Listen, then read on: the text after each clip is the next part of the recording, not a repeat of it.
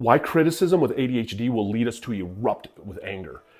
Criticism creates dopamine for somebody with ADHD, and this is something that a lot of times people don't realize is even if you think you're being kind and you're giving us constructive criticism, whatever it might be, we're used to criticism and we're used to being criticized. So there's a lot of negative feelings that we've grown up with, constantly being told we're lazy, we're not enough, pay attention, just a lot of just harshness to us.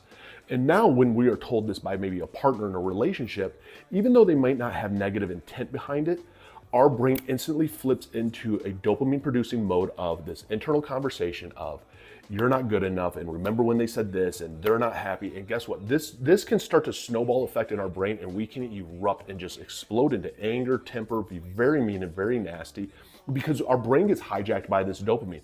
Anger will emotionally hijack our brain and we will run with it because of how our internal conversation is. And this is something I wish I would have known. I got diagnosed ADD at 13. I got re-diagnosed ADHD at 17.